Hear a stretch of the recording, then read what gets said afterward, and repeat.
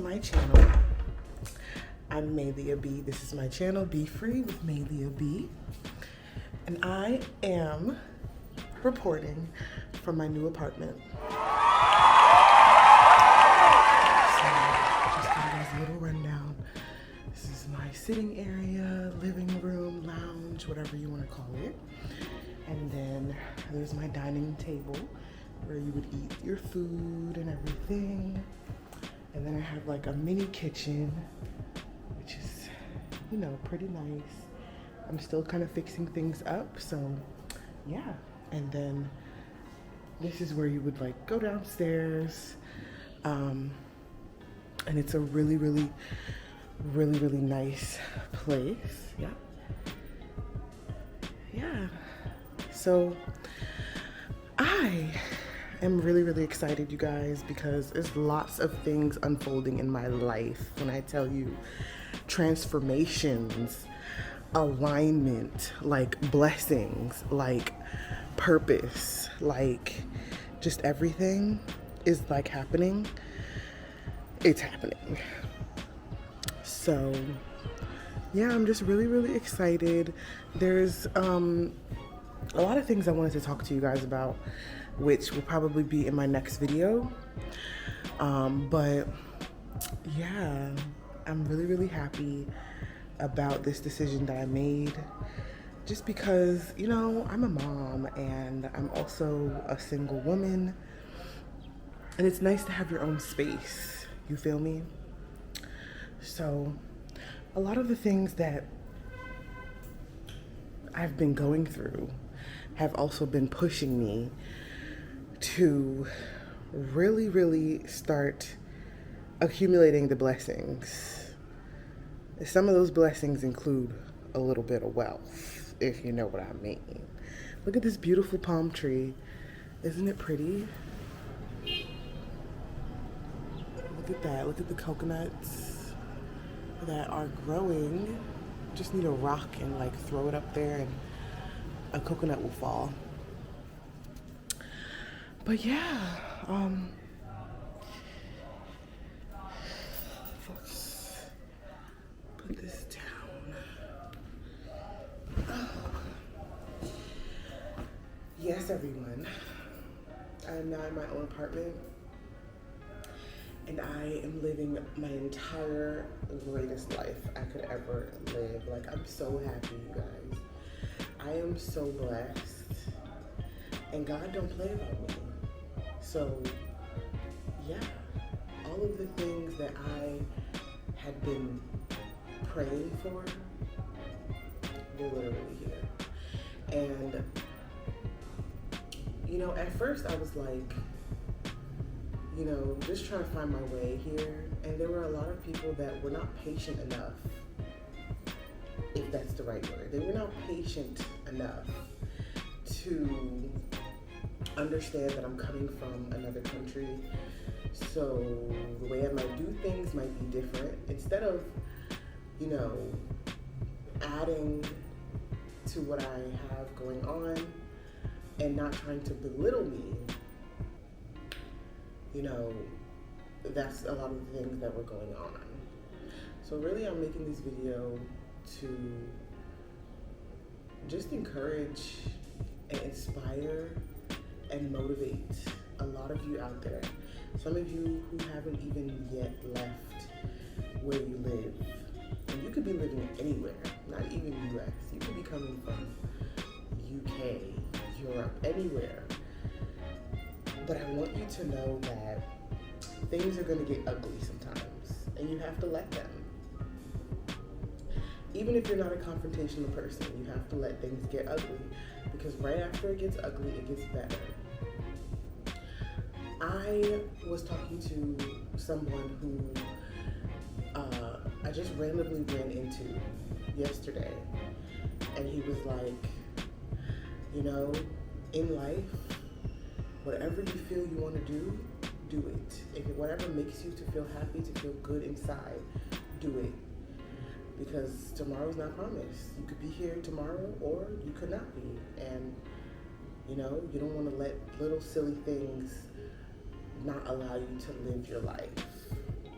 So that's really, really my message today, is to live your life.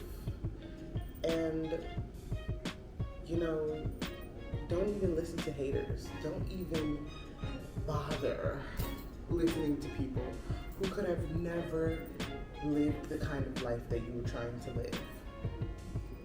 As for me, I aspire, because I know you guys are like wondering, like, okay, what's next? What is your point? Why are you even traveling? What do you want to do with your life? For me, I live to just enjoy, to just be in life, doing nothing some days, making money, doing nothing. I aspire to just travel the world, meet people, maybe one day get in a relationship, and, you know, a serious one, married.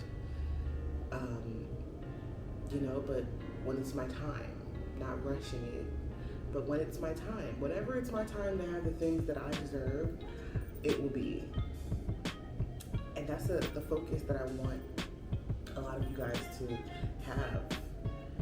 Even though you may be in your late 20s and you're still not married, or you still have no kids, or you still haven't taken that leap of faith and did something wild and crazy and courageous, you still have time to do it right now, today, to start planning today, even if you can't do it today.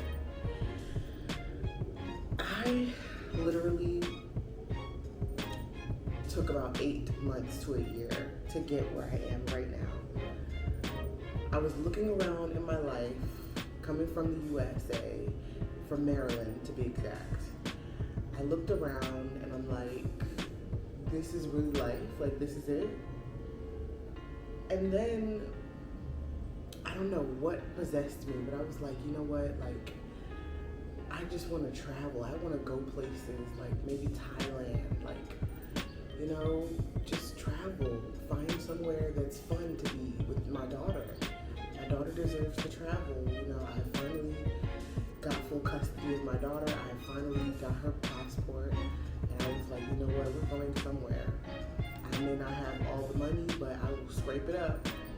And last year in, August, I ended up going to South Africa with my daughter for the first time. It was the first time we ever left the United States. I was scared shitless, let me tell you. But I still did it because I was like, you know what? I could die next week. And what would I really be proud of after I left this earth? So I went, and when I went to South Africa, it was so beautiful. It was a breath of fresh air. Like, I was nicer to my daughter. I was just so at peace, feeling like I didn't have to do much, feeling like I wasn't judged or picked out of the bunch for once. I felt like I was home. I felt like I belonged somewhere. And when it was time to leave South Africa, I cried. I cried because I didn't want to leave. I felt like a connection. My heart was tugging to South Africa. But truthfully, I did not prepare enough to stay. I didn't save enough money to stay. And, you know, being an immigrant in another country, there's regulations, there's rules, there's laws that you have to follow. And I just remember coming back like, you know what, no. After that trip, I'm gonna do something different. I'm either gonna move to Liberia or I'm gonna move to South Africa. And I started thinking to myself, like, okay, if I move to Liberia, at least I have family ties there. I have more connections. I have family. You know, things are kind of moving a little more fluid in Liberia. But if I go to South Africa, I would be more like on my own. I'll have to get to know people, which is not bad at all. I wouldn't have minded, but to be a resident in that country, you would have to come into the country with a certain amount of money. And I was like, you know what? Like, maybe that can still be a dream. So I came to Liberia, and my life has changed ever since. Like, I came here, I got my passport, I, was able to meet a lot of new people that resonate with who I am now. And I just feel so free. I'm living a slower life. I'm living a life where I can take my time to get to a place and not feel like, oh my gosh, they said 9:30 and it's 9 o'clock and we have to go now. Like, I can literally just sit here, even if I have somewhere to go right now, I can literally just do nothing. I can relax and not take life so seriously and still get to the place that I'm going that day. And, the devil be busy. I'm just going to say that. The devil be busy. The devil will use certain people in your life to make you question your whole existence. And that has happened here as well. But I'm strong enough to know that the direction I'm going is the right way. And with prayer, with meditation, with just focusing and aligning my mindset to know that there's more. This is not even it. This is like just the first scoop of the ice cream. Like, the second scoop and the cherry is like on its way. So yeah, this is my new apartment. And of course, my daughter is not here. I know you guys are wondering, where is Nala? Nala is with my mom at my grandparents' house. So, I occasionally do have her, but my mom, her grandmother really loves her, and she just does not want her to go. So that's where she's gonna be. Some days I'll have her, some days my mom will have her. And that's another thing. I also followed my mom here because I was tired. In the US, I was not getting the help that I deserved. And because my mom's already here, like, I know my mom is going to take care of my daughter. It's not a question. So I also came so that my daughter could be with her grandma, so they could have a bond and seizing the moment, seizing the memories. So yeah, I would give you guys a little tour of my room, but it's a little messy. But yeah, we'll get there. I just wanted to make this little video to just, get you guys understand what's going on at this moment. There's a lot of things that I'm getting used to still here in Liberia, like the touching of people's cars. People just go around, like, if you're in a car, people go around touching your car, like they will bump against your car with their shoulder. Like, in America, somebody will really get out the car and really, like, maybe do something, because why are you touching my car? You know how much money I pay to make cases, but I guess that's the thing here. The other thing is, like, if you have a driver that drives you places, most times the driver's going with you, and so if you're a single woman, I should say, you will not like that, because he will be scaring you with the One of the things that are happening now, a lot of things I'm also getting used to, like how people dress, and not saying that it's too different, because people still dress like that in America as well, but the culture of just like keeping your body fully covered is a thing. It's a strong thing here.